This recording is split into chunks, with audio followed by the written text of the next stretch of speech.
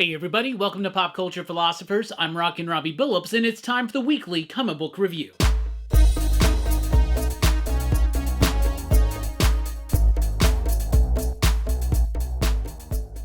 That's right, everybody. Thanks for checking out the video. I am Rockin' Robbie Billups. This is the weekly comic book review. It's the show I read a lot of comic books and I let you know what I thought about them, and we always start with the pick of the week. And this week's pick of the week, Absolute Wonder Woman, issue number 1. Now, if you've been paying attention to this channel, if you know me in real life, you know that I've been talking about this book since I first read it about a month ago. In fact, I said that not only will it probably be the pick of the week that it releases, but it's probably one of my favorite single issues of the year. This book was amazing. Now, I know that a few weeks ago, Absolute Batman number 1 came out, took a lot of people by surprise, a lot of people by storm. I thought the book was good. I thought it was all right. It had some things that I thought were silly, some things I thought were awesome. We're excited to see how that develops. But Absolute Wonder Woman, this book is absolutely freaking awesome. This book rocks, y'all. It's written by Kelly Thompson, and it's got artwork by Hayden Sherman. Now, Hayden Sherman, I've been following Hayden's artwork. I don't know, so there was an Aftershock book called Cold War that they did back in Wasted Space. If you remember Wasted Space, the Vault book with Michael Morisi with Hayden on the artwork, I was talking about how this was amazing, one of my favorite comic books of all time, and Hayden's artwork has evolved on every single issue, every single page, and every single panel that I've read from them, and this is no exception. This is Hayden Sherman's best artwork I have ever seen. The artwork is absolutely stunning. It is stellar. The panel design, the layout, everything about it. Jordi Belair is the colorist. Becca Carey is the letterer. Everything about this book is top-notch, including the writing from Kelly Thompson. Now, if you follow this channel, you know that Kelly Thompson is the writer of one of my favorite Marvel books over the last 10 years, which was the Kate Bishop Hawkeye run. Also, my favorite licensed comic ever is Jim and the Holograms from Kelly Thompson. So, Absolute Wonder Woman. This is a Wonder Woman without Paradise Island, without Themyscira, without the backup of the Amazon Sisterhood. What's that going to look like, right? We've already seen Absolute Batman. It's a Bruce without the support system of his money. Here, it's Wonder Woman without the support system of her family, and her origin is drastically changed. Like, drastically. Not trying to spoil stuff, but here's the basic premise. Wonder Woman is raised in hell alone from one of her typical villains. Let's just say that. The artwork is stellar. The story is amazing. It's a great pitch-perfect first issue. And so far, my favorite Absolute book, but by far, one of my favorite single issues I've read this entire year. The setup, the characterization, the artwork, the layout, everything about it was so freaking strong. Some of the best mainstream work I've ever read from Kelly Thompson, some of the best mainstream work I've ever seen from Hayden Sherman, and it all works. The coloring, the lettering, they tie it all together in a nice bow to make it the pick of the week. So, what did you think about Absolute Wonder Woman? Let me know in the comments down below. We got a new Elseworlds book. It's Green Lantern Dark, issue number 1. This is written by Tate Brombaugh, with artwork by Werther Dell'Edera, who you will know from Something is Killing the Children. And this is kind of a return to the Tangent universe. Some of us old heads might remember the Tangent universe. So back in the day, DC would do these 5th week events, right? Whenever there were 5 Wednesdays in a month, instead of skipping that week, which they typically did, they would have like a series of one-shots or some kind of special event or some annuals or something like that, right? One of those said 5th week events was the Tangent universe, which was an Elseworlds version of the DC universe, but everything was drastically different. This is returning to that universe, and things have actually gone pretty bad there, right? But this is focused in on the Green Lantern character. It was I thought it was okay. It was a decent enough setup, a decent enough premise, but it didn't really quite deliver something truly unique or exciting to me that really wanted me to come back and check out how this series is going to develop. Now, I do have faith in Dell'Edera. I do have faith in Brombaugh, so we shall see what happens. But for this first issue, I found it just slightly lacking. Then we got DC Horror Presents issue number 1, a new horror anthology from DC Comics, and this is not a kid's book whatsoever. There's some really gnarly cool stuff in here. I thought the book was alright. There's 2 different tales in here, one involving Dollhouse. It was decent, it was solid, it had a nice, like, punchy ending. There's a lot of, like, horror anthologies out this week, and then out this month, actually, because it's October. Then there's a second story with Wonder Woman. That one was a little bit lackluster, it was just kind of okay. The main story was my favorite, but the secondary story was just kind of alright. So DC Horror Presents could have been better, but it was decent enough. Then we got Detective Comics 1090. Sad day. First time in months that we've had a Detective Comics not written by Rom V. Have no frickin' fear. Tom Taylor does a great job here with his first issue of Detective Comics of setting up an incredibly compelling Batman story that has roots into his origin and sets up a new villain, and all together being very engaging. The story was super solid. But can we talk about Mikel Janin on the artwork? So how do you say this dude's name? Because I argue with people at work all the time. I don't know how to say his name. Some people say it's Michael Janin. Some people say Mikel Hanin. I don't know.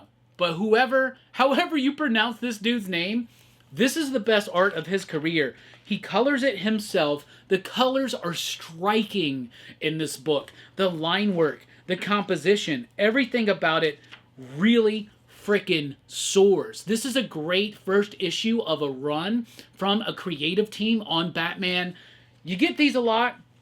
First issue on a big title. Tom Taylor's probably had some ideas in his head about what he wanted to do if there was a Batman run that he got to be a part of. But this was really great.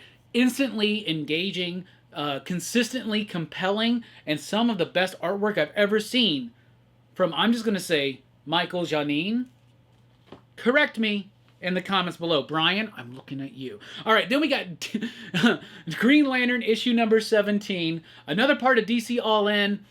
So, Green Lantern number 16, I said, this doesn't feel like the end of the Josh Williamson run. But we know we got that Texas Blood scribe, Chris Condon, coming in on the next issue for DC All In. So I was a little confused. I felt like there still needed to be an epilogue or a coda of sorts from Josh Williamson. Well, it starts here.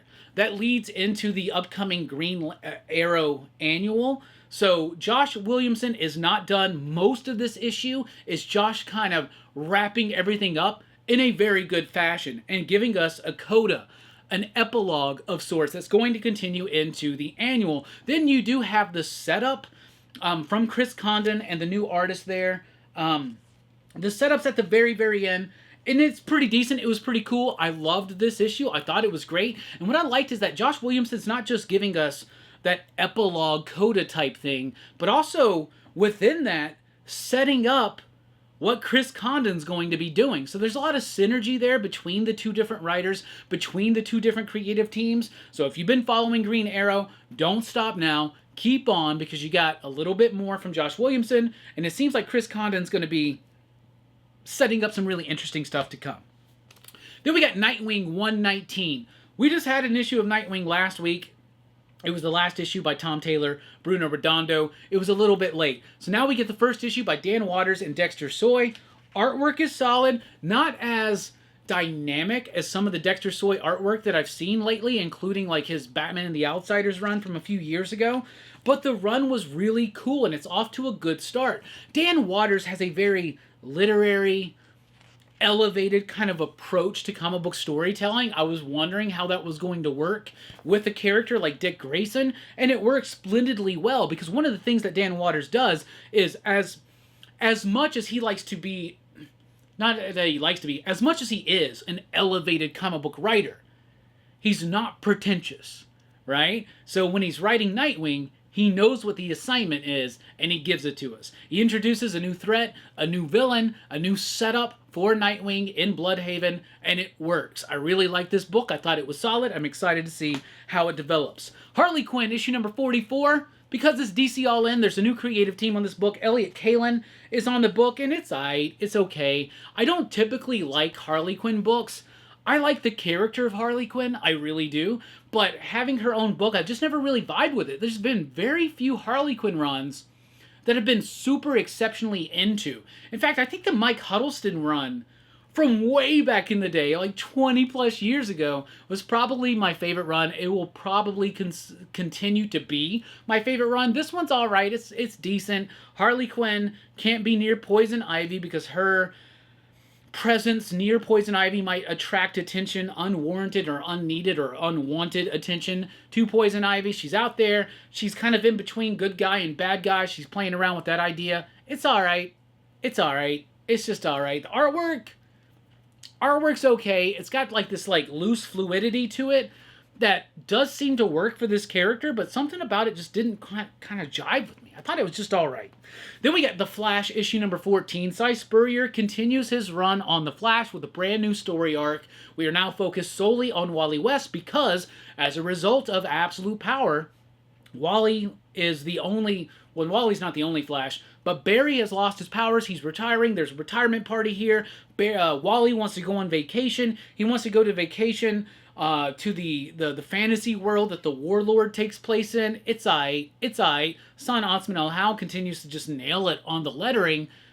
But the story was just kind of alright. It did not get me as excited as some of the more challenging concepts that were provided from Cy Spurrier's run in the early days when they relaunched this with issue number 1. I love that they do have the legacy numbering now in a triangle and DC All In, so DC's been really solid this year. Some really great creative teams. The Flash was one of those, but that book was very challenging, and I kind of feel like the end of that big first arc with issue number 13 let me down just a little bit. So with a kind of slowed down start to the next arc, I don't know how much longer I'm going to be sticking with this book. Art was okay, story's decent, but I don't know. Then we got Superman number 19. This book was awesome.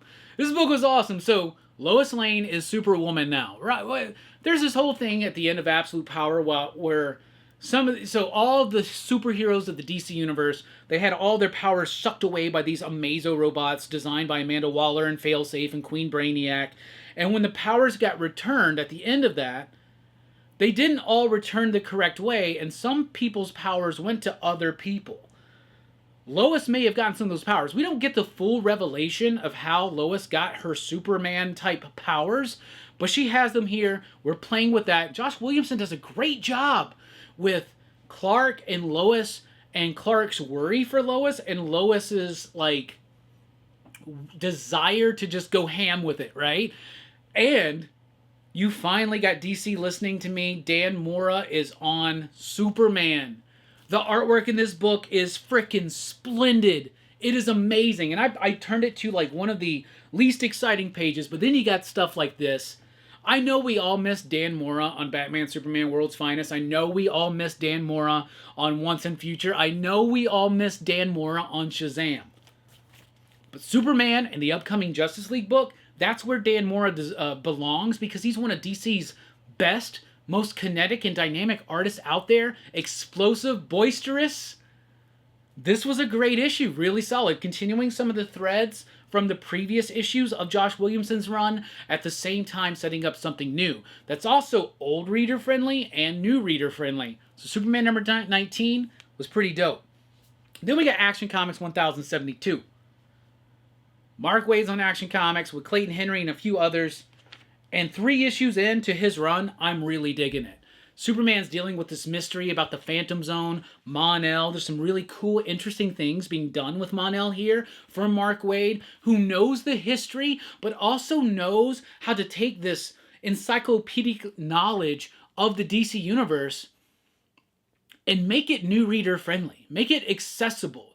That's something I really like about the pages of Action Comics right now. The art's pretty solid and pretty decent. And I've said this before, I will say this again. This book does not need to be weekly. In fact, the book schedule being weekly will only hurt the readership of this book, because it's a $5 book that's out every single week. You're asking too much. But I am telling you that the story is good. The backup story with Supergirl, it's aight. But the main story is good, a solid Superman story.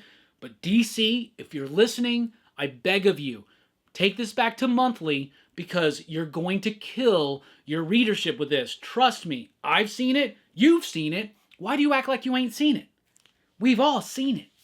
We all know what's happening. Then we got Zatanna Bring Down the House, issue number 5. This is the final issue of this DC Black Label series. And even though I do feel like it has a rather abrupt ending, it is a very satisfying and earned ending that really puts Zatanna at a level where I believe that character should be. She's one of my favorite characters in the DC universe. I've always loved Zatanna, and I've loved her more and more as the years have progressed. This was a great book. Javi Rodriguez on the artwork. Splendid. Super excited to see Javier Rodriguez on the upcoming Absolute Martian Manhunter with my boy Dennis Camp. That's going to be awesome. This was cool. A satisfying conclusion, though I do believe that this book deserved maybe a 6th issue to really kind of pad out this ending. Not pad it out, but actually give it some of the impact that it needs to have. But all in all, a very satisfying conclusion. Then we got John Constantine, Hellblazer, Dead in America, issue number 10. This was a cool issue that goes into the perspective, I cannot remember their names. There are these two homies that are running around with John on this recent trek through America. John has separated himself from them, and now this is kind of retelling some stuff from their perspective, filling in some gaps, and it has a major moment. Really solid stuff. This is Cy Spurrier, Aaron Campbell, Jordi Belair. This is truly like Vertigo level Constantine type stuff. Vertigo, Hellblazer is back. In fact, it's been back for over a year now, because not just this run, but the run that they did right before it. Splendid, absolutely fantastic. And now that we've got the recent announcement that Vertigo is back, could not be more excited. Hellblazer, let's get an ongoing Hellblazer book in the nest, the warranted nest of Vertigo. All right, from Marvel, I only read 2 Marvel books this week, y'all. Marvel is lacking, Marvel is slacking, and Marvel is... I couldn't think of another word that rhymed. But anyway, we got a new Iron Man issue number 1. I didn't like it. I did not like it. Did not like it. It was way too jumpy, way too disjointed feeling. It's like we take Iron Man at the end of the last run, I guess. We rush through a bunch of shit to set it up so where the writer wants to be. Now, the writer is Spencer Ackerman. I'm not familiar with this writer. The artist is Julius Ota, and the art is okay. It's like typical Marvel art, which is nothing to write home about. It's decent. I guess it gets the job done. It's a little boring. It's a little dull in the story and in the art. It did not work for me. There's some interesting concepts, some interesting ideas here for the new status quo of Tony Stark, aka Iron Man, but it doesn't quite sell me on it at all. And I'm very hesitant to come back for an issue number 2. So if this wasn't an issue number 1, I wouldn't have only read 1 Marvel book this week, which would have been Alien Romulus issue number 1, which is a one-shot comic written by Zach Thompson that serves as a official prequel to the Alien Romulus movie. In fact, if this wasn't an issue number 1, and this wasn't an issue number 1, y'all, I wouldn't have read a Marvel book this week. Now, I know I get a lot of flack. People say, Robbie, you're a Marvel hater. Obviously, you're a DC fanboy, blah, blah, blah. I'm a fanboy of comic books. I'm a fanboy of superheroes, but in particular, I'm a fanboy, a nut for the medium of the comic book. Telling a story visually through art and words. Pictures and words, right? I love that shit. This is my jam. I want to love Marvel. And when Marvel's doing really well, we can have a healthier industry. But right now, Marvel is lacking. Alien Romulus, issue number 1, which is just a one-shot comic. It is a prequel to the Alien Romulus film. It doesn't give us any information that we didn't already have from that film. It's decent. It's okay. If you're a completist, check it out. But the art is lackluster. The story is decent enough. But overall, I shouldn't have read a Marvel book this week. Think about that. Let's jump over to Image. And from Image, we have a new one called Nullhunter, issue number 1. This book was not on my radar whatsoever, and I'm telling you, this book was amazing. If it wasn't for Absolute Wonder Woman, this might be a contender for the pick of the week. It is written by Michael Walsh, who we will know as the writer-artist of silver coin, of the Universal Monsters Frankenstein, which we'll be getting to. But the artwork is by Gustavo Vargas. Y'all, this artwork is freaking amazing. Who's the colorist? The colorist, well, the flatter is Laura Dragon, but it looks like Gustavo actually does the coloring himself.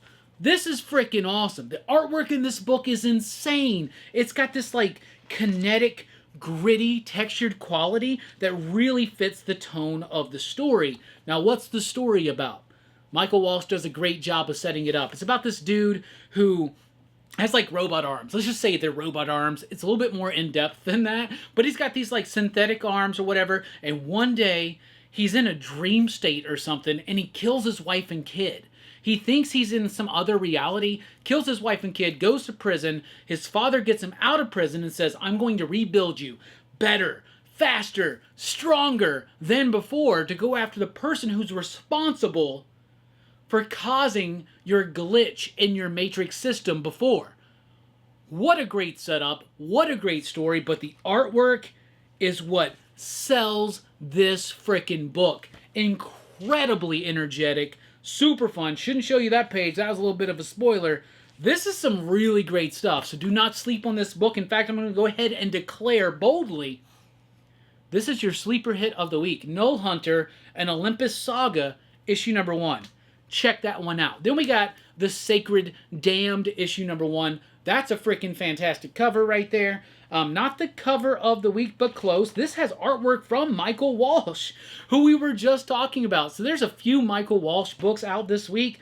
Michael Walsh has a really bright future in this industry. So this is part of the Horizon experiment, which was put together by Pornsak Pichichote, and is that how you say his name? Anyway, so in the first issue of this, he did the Manchurian, which was doing a Chinese James Bond. The idea is to take common tropey type things and then have, like, marginalized characters be the forefront of that very tropey kind of story, right? So we had a Chinese James Bond in the last one. Didn't really work for me. This one is a Muslim John Constantine. This one worked for me. This one was absolutely freaking fantastic. Who is the writer of this? Because it's not Pornsak. It's, where are the credits? I don't know where the credits are. We're looking for them. Sabir Perzada? Not familiar with this cat's work, but holy freaking cow, this book was great. It's about this woman. She's a Muslim woman. She's a magician. She's there to, like, stop. She's a magician, aka like a demonologist or something like that, right? Very much a John Constantine type character. In as so much that she's a bit of a bastard herself.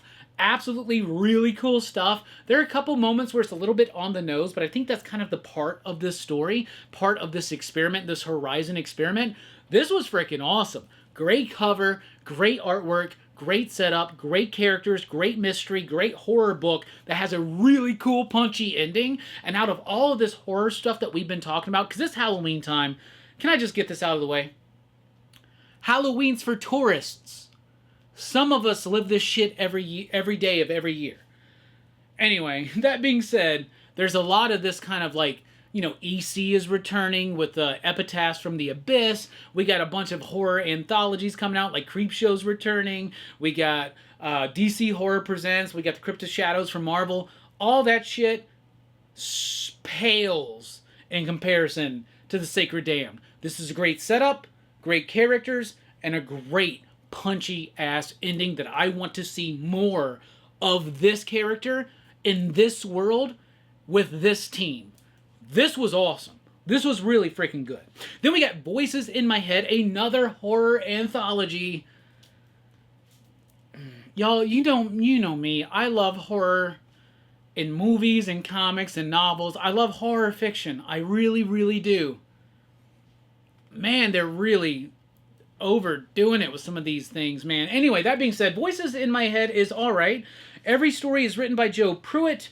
There is a main story there by Andrew Robinson. That was cool, and it had a good, punchy, solid ending. There's a story with Phil Hester on the artwork. I really like that one. A good solid setup and a good punchy ending. Then there's a story with Juan Doe on the artwork. A good setup, a good punchy ending. And then there's a final story here with Michael Gaydos on the artwork, and that one was just kind of okay. And then there's even another one. Is there like 5 stories? Yeah, there's like 5 stories. The last 2, they're aight, but the first 3 are really freaking cool. Like, really cool. Like, so cool, I really dug them.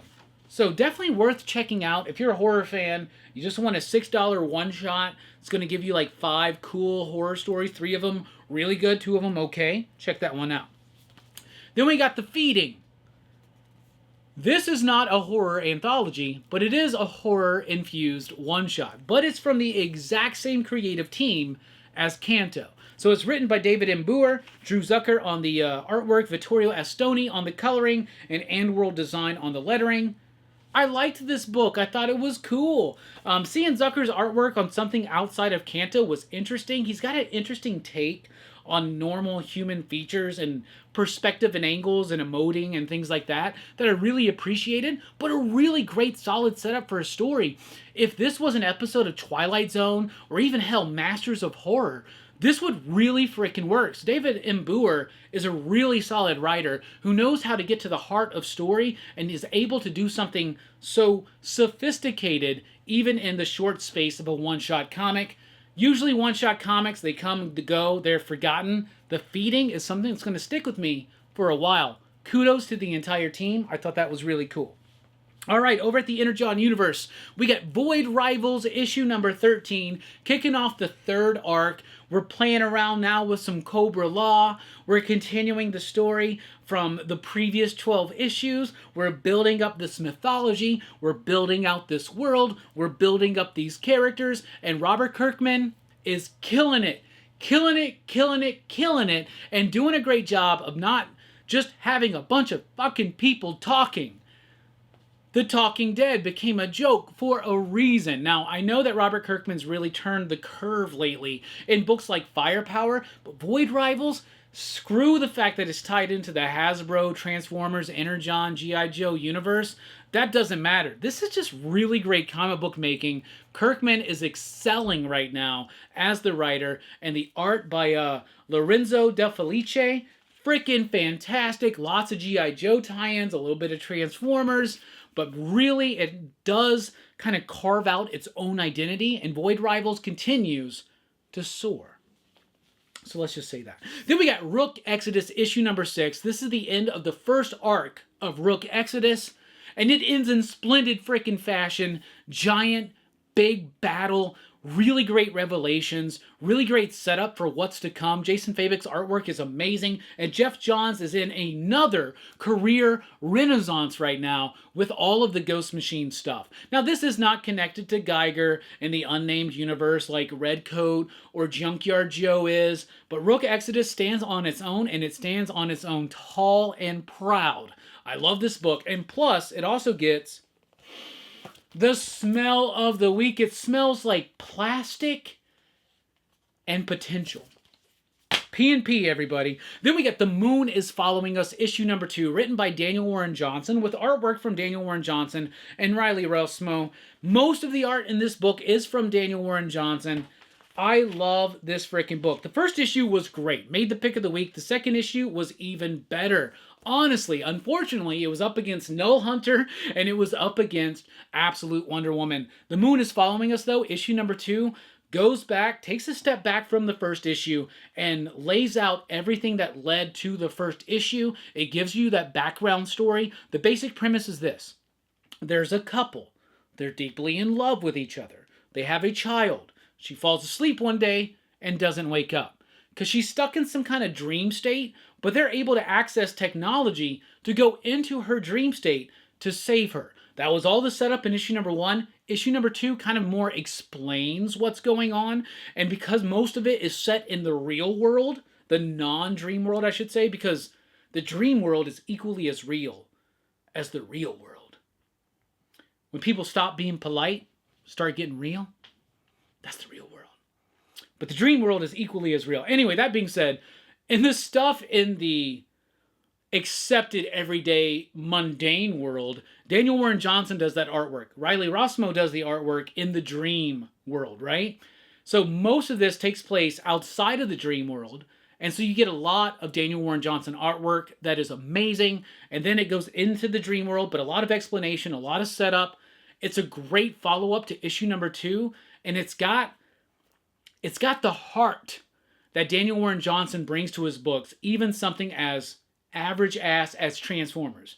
Transformers is not average ass, especially in the capable hands of Daniel Warren Johnson, but you get what I'm saying. Something mainstream like Transformers gets injected and infused with heart and charm, and I don't even know what the word is. I'm missing out on the word right now. That's how good this book is, how good Daniel Warren Johnson is, and how perfect Riley Rossmo is for this book as well. The Moon is Following Us, issue number 2. Frickin' slaps. Then we got Universal Monsters Frankenstein, issue number 3 from Michael Walsh. Michael Walsh is the star of the week. Toni Marie Griffin on the coloring. Coloring's great. Paneling is great. Composition, page design, layouts, everything is amazing artistically. Writing-wise, it's also freaking awesome. This is a story much like the Universal Monsters Dracula by Martin Simmons and James Tynion that tells the story within the story of the Universal Monsters Frankenstein movie, the original James Whale classic, which is one of the best movies ever freaking made. This fits right alongside of it. It's amazing, really solid stuff. I've been all about this book. That continues here in issue number 3, and I'm going to give that my cover of the week to Michael Walsh right there. All right. Then we got the Tin Can Society, issue number 2. When I started reading this, I was like, do I even remember issue number 1? I remember liking issue number 1, but what was it? I remember thinking it had this quality of Stephen King's It, right? Where some kids came together. Years later, one of them dies, there's a mystery, they have to come back together to solve this mystery. So that is an element that's here. I remembered that, and I remembered somebody else. I think it was Damien from Sleepy Reader 666. I think he had mentioned that this is like obviously an Iron Man type thing. That really comes through in issue number 2. So even though I couldn't really remember all of the nuanced details of issue number 1, I found myself wrapped right back up into these characters, into this story, into the flow of everything in issue number 2. It rocks. Peter Warren on the artwork, Francisco Mobley on the artwork, Peter Warren on the story. Really great stuff. If you liked issue number 1, even if you don't fully remember it, issue number 2 slaps. Pretty freaking good.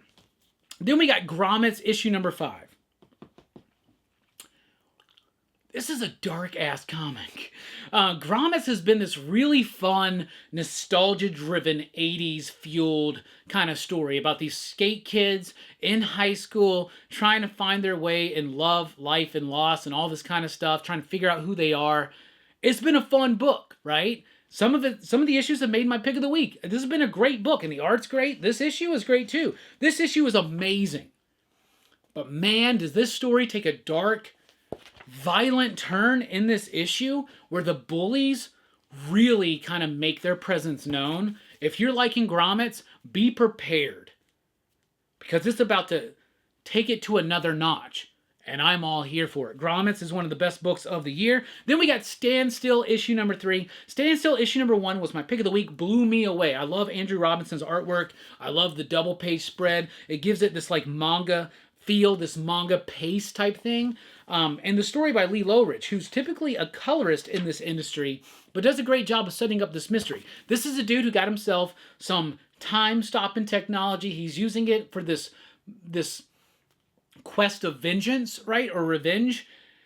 And issue number 2 was a step down. Issue number 3 was a little bit more of a step down for me, but maybe it's because I'm personally feeling disconnected from this story. I've already lost the plot. I've already lost myself within this book. Maybe I need to go back, reread 1, 2, and 3 all together before issue 4 comes out. And honestly, it wouldn't take much time because this is a very breezy read, and it's interesting and it's cool, but I'm finding myself a little lost in it. Maybe that's my fault. Maybe it's the creative team's. Probably my fault. I will usually take the blame. Then we got Godzilla's Monsterpiece Theater from Tom Scioli. I'm a huge Tom Scioli fan. I am Stan. Jack Kirby, The Epic Life of the King of Comics, two of my favorite books over the last few years. I loved his Jack Kirby reimagining with Star Warriors. I loved all that stuff. I like this book too. It's not my favorite Tom Scioli work that I've read. It's good.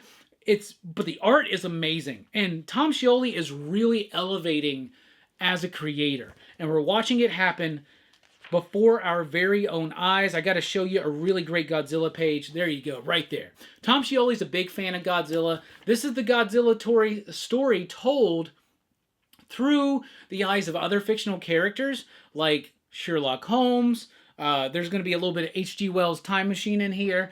Great Gatsby's in here. So I like and appreciate the ambition to tie all these things together. Story-wise, it doesn't quite work for me, but artistically, it frickin' soars. I love the art here. Story was just alright, but I'm very excited to see how this develops. There's some great variant covers out there, by the way. Incentive covers in particular from Jim Mahfood and Jim Rugg. So all the Jims combining forces there. Then we got Teenage Mutant Ninja Turtles issue number 3 from Jason Aaron and Cliff Chiang. This is the Leonardo issue. I like how Jason Aaron is taking this Turtles approach where everything takes place basically a year after the events of issue 150, and each issue so far has focused on an individual turtle, but at the same time bringing it all together. So you find out where Leonardo's been, what he's been up to. I like this story. I thought it was cool. In fact, out of all of them, this might be one of my favorite issues of Teenage Mutant Ninja Turtles so far from Jason Aaron and company. I also love the Cliff Chiang artwork, and the coloring is freaking amazing.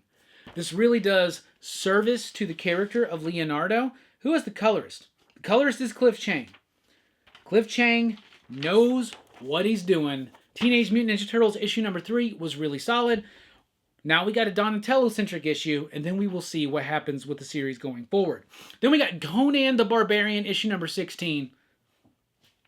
Jim Zub do what Jim Zub do, which is make a badass Conan book that brings me back to the age of being a kid, sneaking in my stepdad's closet to find issues of Savage Sword of Conan, because they were filled with violence, mayhem, sex, savagery, and just great artwork. Doug Braithwaite does a great job here with the artwork. This is kind of an epilogue of sorts to the Frost Giant's daughter story, and it really explores Conan's thoughts on religion, on theology, on God, on faith, and it works.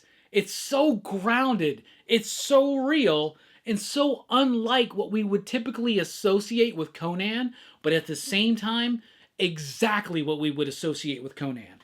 That book was great. Then we got the Powerpuff Girls Halloween special. This is written by Amanda Diebert with artwork by Kat Staggs. The artwork is great. So far, the artwork we've seen in the Dynamite Powerpuff Girls, in fact, most of the artwork we've ever seen in all of the Powerpuff Girls books has been very clean, very much the animated style. This one is on the surface, but when you really start looking into it, it's this issue, Kat Staggs is bringing this grit and this rawness and this charcoaly edge to it that really freaking works. It works for this story, it works as a Halloween special, and it works as a tribute to The Shining. So I really like this. If you're a Powerpuff Girl fan, do not sleep on that one. Then we got Army of Darkness Forever, issue number 13. This book was meant to end at issue number 12, but instead it went to 13. Why? Because these go to 11. So this goes to 13. Anyway, Army of Darkness Forever takes some of the bits from the previous issues where they kind of sped forward through some of the gory, violent mayhem that Ash was inflicting on the Deadites. We actually get to see that here now, right? Army of Darkness Forever played with it 3 different time zones, tied it all together so perfectly, and this does the same thing with all the violent mayhem. It was great. My boy Tony Fleece is doing a great job here. He was just in my shop last night with Tone Rodriguez. They were doing a signing. We hung out for a moment. Really cool dude. Army of Darkness Forever. I will say this, now that it's all officially done, it's a great smell too. This is the best Army of Darkness comic I've ever read. Great way to celebrate 30 years of Army of Darkness. Thundercat Shitara is here with issue number 4, the penultimate issue, I believe. Written by Sue Lee with artwork by Carboni. Artist is Domenico Carboni. The art is not my favorite. The story's not my favorite. It's all right. It's decent. But it kind of lacks something. It lacks a little bit of oomph. It lacks a little bit of scope. It lacks a little bit of scale. They're going for it, but they're not quite delivering. There's only one issue left, and we'll see what happens. Then we got Paranoid Gardens, issue number 4. This is Sean Simon and Gerard Way with Chris Weston's amazing artwork. I don't know what the hell is going on in this book, and as much as they try to explain what's going on in this book, I still don't know what the hell is going on in this book.